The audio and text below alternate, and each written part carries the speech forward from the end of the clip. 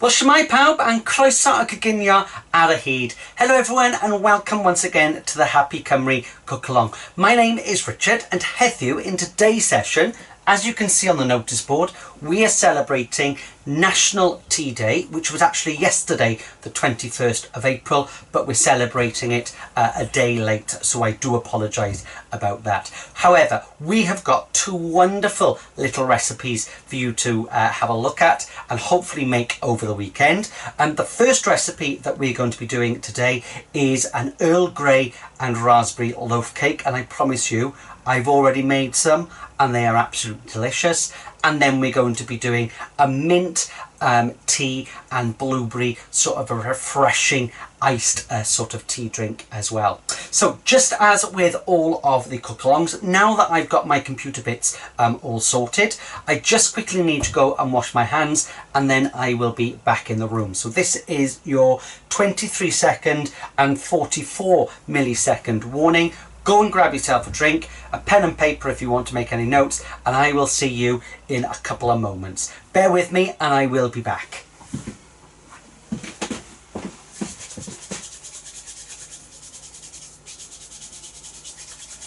Well, prynhawn da pawb and croeso. Welcome to the cook-along.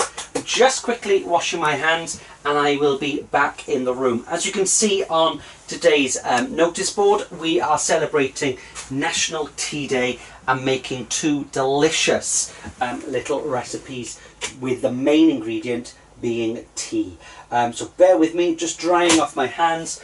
Paper towel goes into there, a little bit of antibacterial gel onto my hands, and you'll be pleased to know that I'm now back in the room, just shaking those off, shigla, shigla, shigla, and I'm now ready. So I'm, as always, going to start off with the official part this afternoon, and it then will very much go downhill from there. So my official part this afternoon is prynhawn da pawb once again, and croeso a coginio ar y hyd. Hello everyone and welcome to the Happy Cymru Cook Along. My name is Richard and heddiw today we are celebrating National Tea Day, which was actually yesterday, so that was the 21st of April, but I wasn't doing a cook along yesterday, so I decided that we celebrate it a day late. However, both of the dishes that we are doing today can be made in advance, so you could make them tonight and enjoy them in the garden over the weekend, and then from next week we're allowed 6 people from 6 different households. I'm very excited, although I don't actually have 6 friends, but there we go, that's another story. So what we are going to be doing this afternoon is first recipe that we're going to be concentrating on is a bit of a loaf cake, and this loaf cake uses some Earl Grey tea, and we're not making the Earl Grey tea beforehand. It's actually the Earl Grey tea leaves that are actually going into the cake. And I promise you, when I first saw this, right, and made this recipe, I thought, oh, it's not going to work, but it just gives it a lovely blend, a gentle little flavour, and I promise you it's absolutely cowing lush, right? So I'm hoping that if I just click that button just there, that the recipe card has just come up on the side. Yes, it has, and I'm just going to make sure that I can see it on my big screen just there as well. So you can see that we have got a range of different ingredients. We've got the base cake ingredients, and then we're going to drizzle over. Goes a little bit against my grain, thinking about health eating, but this is a treat, okay? We're going to drizzle over a little bit of white chocolate that's got a little bit of Earl Grey tea mixed in it, and I promise you it is really, really delicious. Now, as always, we're going to split the ingredients into the cynhwysion gwlyb, the wet ingredients, and then the dry ingredients. But whereas normally we would prepare the sort of dry ingredients first, we're actually going to be preparing the wet ingredients sort of first as well. So what we're going to do, we're not going to use any butter, as you can see on there. The main ingredient is a little bit of sort of fat, at least, is some vegetable oil. And as you know, I like using vegetable oil because in the world of fat, this is quite a good oil to be using because it's the second press of the rapeseed grain, so it's higher in those monounsaturated fats. So the first thing we're going to do is I've got 125 grams of caster sugar just there, and I'm just going to tip that in just like that. To that then, we're going to add 4 dessert spoons of our oil. Now then, you could just measure it directly like that, but I know how clumsy I can get. So I'm just going to pour a little bit of oil just into there, because I'm going to use some of that sort of afterwards, and I'm going to measure it this way, which will make it more sensible, right? So you're going to add 4 level sort of dessert spoons. So that's 1, 2, 3, a 4, and hanner just for luck, right? Just in case you haven't added enough. And then literally all that you're going to do is just mix all of that up, and that sugar will just suck up all that oil, right? But it's called the sort of blending sort of method. So we're going to blend all the wet ingredients, and then we add the dry ingredients right at the end. So I'm just going to quickly mix all of that up. The next thing that we're going to add is a little bit of creaminess. So I've just got some Greek yogurt just there, some low-fat Greek yogurt. So it's slightly thicker than a normal yogurt, and I'm just going to tip all of that in just like that. So that's going to give it a lovely sort of rich sort of flavour. If you are dairy free or have got dairy free friends that you're going to be making this for, then you can easily use a dairy free alternative. I'm just going to give that just another little mix, not the pot group, but just a little mix, just as so. Okay, so the last thing that we are going to add, once I've mixed all that up, is we've got our eggs and our lemon juice. And I've just realised that I forgot my lemon juice, so I've got a little bit of lemon juice just there. Again, you want about a teaspoon, right? It's not overly desperate for this, but lemon and Earl Grey goes really, really well together. If you wanted to go one stage further, you could add a little bit of lemon zest if you wanted to, but it's not compulsory, right? So I'm just going to give that just a little mix, just as so. So the next thing is we have got our eggs. Okay, so as always, when you're cracking eggs, I always like to crack them into a separate container, because that means that if there's any shell, you don't waste everything else, right? So hold it in your hands, crack once, you can get your beef sprouts or your thumbs in just like that, open it up, and that goes straight into your compost bowl. That one's okay. I've got another one just here. You need 2 eggs. So I'm just going to open that one up, no shell whatsoever. I can pop a little bit of antibacterial gel on my hands. I'm then going to mix those together just as so. I can pop that underneath, and I can just beat that up just like that, right? And literally, I'm now going to swap over my little spoons. So in actual fact, if I use that just on the side, I can pop those bits just on there, so I don't get egg and stuff all over the place. So I'm just going to add all of my egg now, and I can get rid of that just under there, and I'm just going to give that just a little mix, just as so, just until everything is sort of combined, and you'll feel that it starts to become a little bit thicker, right? So we're just going to whisk and mix that up just as so. If you've got a food blender, you could easily do this in the food blender, but it works just as well when you do it by hand, right? So the next thing that we've got is we have got our dry ingredients. And in this little pot just here, I just realised I've forgotten one other ingredient, but I got some over there. I'll show you it now. We have got 125 grams of white self-raising flour, and I've got 2 dessert spoons of porridge oats there just as well. The porridge oats aren't compulsory, but they are going to help to increase that fibre content, right? So you know that I'm always trying to think, well, how can we make sure that we're having that extra little bit of fibre? So in a moment, all of that's going to go in. In addition to that, you've got your Earl Grey tea. Couldn't remember what that was then, right? So to that, all I'm going to do is I've got 1 bag just there. Just going to tear open the bags and put it with all the dry ingredients just there. So I've got all my Earl Grey tea just in there, just 2 little tea bags, and I've saved a little bit from earlier to pop into that icing afterwards. And the final thing is I've got, the recipe says just on there 140 grams, but I didn't have 140, so I've got about 100 grams of frozen raspberries. They've actually defrosted now, but they work just as well as fresh, and when you buy them frozen they're a little bit cheaper as well. So all of that is now going to get mixed in. There's one more ingredient that I've forgotten to add, and that is our baking powder, and this seems to be a new little pot. So all I'm going to do is open that up just as so, and I want approximately a teaspoon of baking powder, right?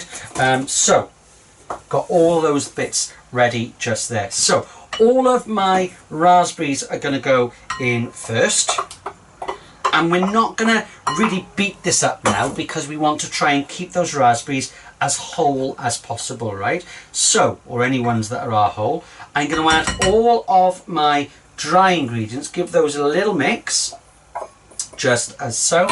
Pop all of those in, and then you're just going to go in sort of a figure of 8, little mix in one direction, just until everything is just about combined, right?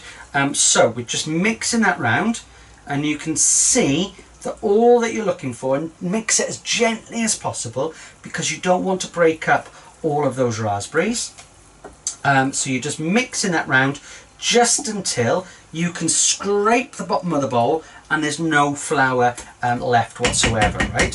Then this is now ready to go in the oven. Now I've already preheated my oven to 180 degrees centigrade, that's gas mark 4, right? And I've already prepared my trays. Now this mixture just here will make one sort of large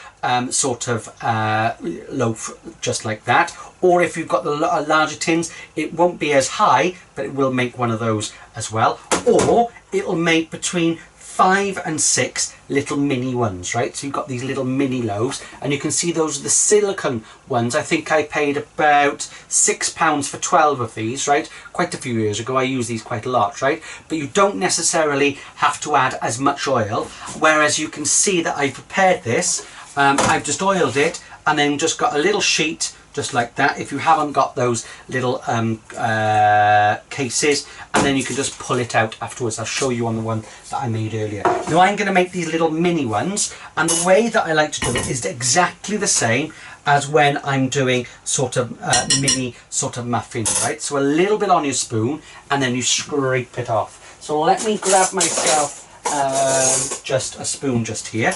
So all that we're going to do, as I said, a little bit on my spoon and then I scrape it off. So a little bit on my spoon and you scrape it off just like that.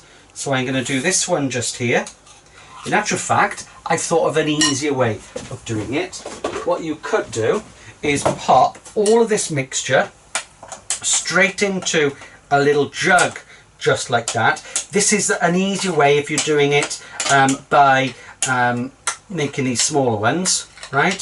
So we can scrape that out afterwards, and then all that you're going to do is, there we are, it's much easier, right? You want to half fill these up just like that, and then you can go back round, right? So I'm going to fill that up just as so, fill that one up just like that, and yeah, I think we've got enough for 5, right? So you want to approximately halfway sort of up just like that. You don't want them too full because they will come over the top, and I'll show you what it looks like when it does come over the top afterwards, right? Because the one that I've got to show you is very much like that. But these, I promise, are absolutely delicious. So we've got those just in there, just like that. And you can see now that they're leveling themselves off. They're now going to bake off in the oven at 180 degrees centigrade, that's gas mark 4, for approximately 25 to 35 minutes. Depends on how fast your sort of oven is, right? If you're using a larger one, you want it again at 180 degrees centigrade, gas mark 4, and you're going to cook it for between 35 and 45 minutes. What I found earlier was that the top did burn a little bit, so just make sure that you reduce the heat for the last 10-15 minutes, right? So I'm going to bake them in my oven just there. And I'm just going to wipe over my table area now, and then I can show you what they look like and how we're going to finish them off. So I'm just going to move all of those bits just behind me just there, and as if by magic, here are some that I made earlier. And if I hold that little one up, I made these about an hour and a half ago, so they're nice and cool. So you can see that it has well risen. Probably slightly overfilled that one, but it's really, really good, right? And you can see that we've got that little larger loaf like that. Now, all that you've got is when you use it in the large loaf tins, all you need to do is just make sure that it cools in the tray, right? That means that it'll shrink back away from the tray for at least 10 minutes. Then you can just get a knife down and you can literally just pull it out just like that, right? And then you can remove your little grease-proof container. With these ones it's even easier because you just very carefully sort of allow it to pull out just like that, and you can see that you've got your little mini loaf just there, right? Now then, those are nice to serve just like that, but we're going to take it one stage further. As I said right at the start, we're going to add a little bit of chocolate. Goes a little bit against my grain, right? Because you know, I don't rarely cook with chocolate, particularly when I'm doing my cook-alongs, but this one is well worth it. So bear with me. I'm just going to go behind the recipe card, and I've got my microwave just there. So what I've done is I have put some white chocolate into a little container and a glass dish, and I'm just heating it up in the microwave. So what we're looking for is to stir it every couple of moments. So I'm disappearing behind the recipe card again, and this is nicely done. So I did cook it earlier, and you can see that it's now nice and runny, right? So it took about a minute to a minute and a half, minute 45 on medium in the microwave, just to cook down. So every 10 seconds I was taking it out and mixing it round. And all I'm going to do is just add that little bit of Earl Grey tea just to that, and that just gives it a lovely, well, it looks a little bit, you're cheating, right, because it looks like it's proper vanilla bean you can see it looks like vanilla beans in there, but it's not. It's Earl Grey tea, right? And literally all that we're going to do, we're not going to add a huge amount, we're just going to drizzle it over the top just like that, right? So you're just going to drizzle it just like that, always in one direction, because that means that it doesn't look too messy, right? Drizzle it over the top. I'll do my little one just there as well. So I'm just drizzling it over, just like that. And I can save that now for the rest. So you can see that that's going to drizzle down the edges, and it looks absolutely delicious. I'm going to cut that up afterwards, right? So I'm going to leave that there just for a couple of moments, just to sort of cool down, although it's not very cool in this room, so I'm hoping that that will work and solidify by the end of the session. And the next thing that I've got is, just while that's cooling and hardening off, I've got a little blueberry and mint iced tea. So I've changed it on there, so let me come over to this screen and just click that button. And I'm hoping that that recipe card has now disappeared, and I can get up the recipe card for the, there we are, the blueberry and mint iced tea, right? And this is a great thing if you're going out on picnics, right? And if you can't get into the pub next week, right, for your non-alcoholic beers and gin and tonics, right, as I will be, then you can obviously have this as a lovely picnic dish. And you can see that we're going to start off with using some mint tea, right? And I've already prepared my mint tea. I'm going to disappear under the table 1 second.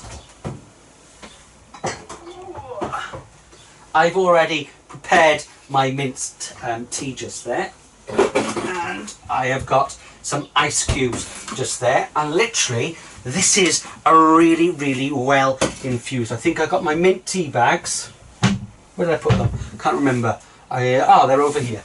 I've got my mint tea bags just here. Bog standard ones from one of the discount supermarkets. 4 tea bags.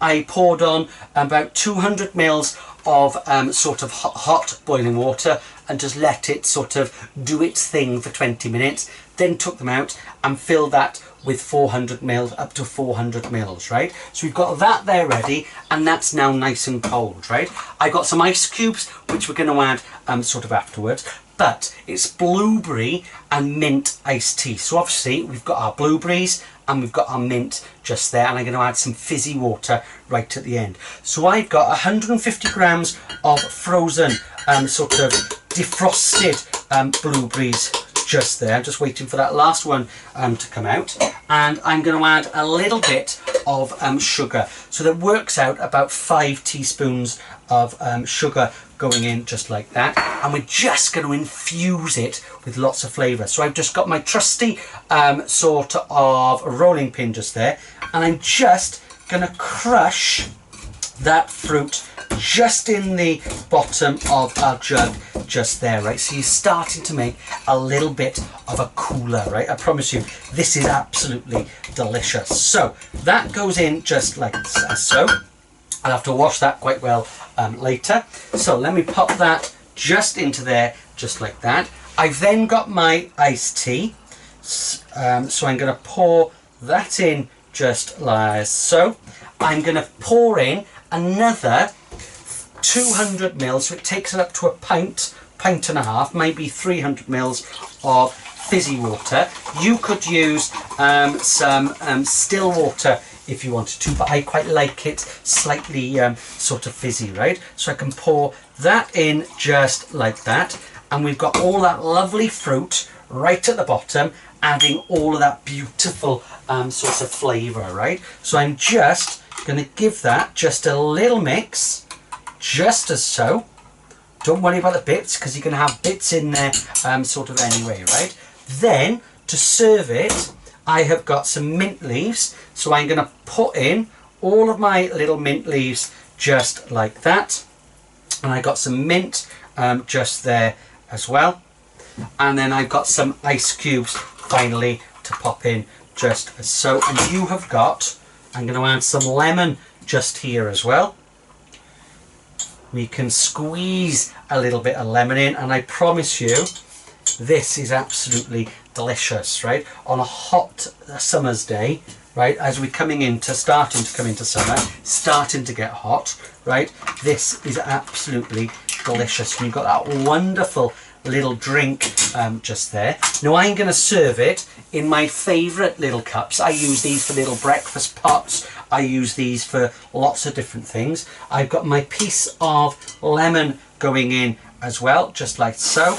And then I can, wait for it, pour that in just like that. If you put your spoon there, you get less sort of bits in just as so. And you can see that we have got our perfect little blueberry and mint iced tea.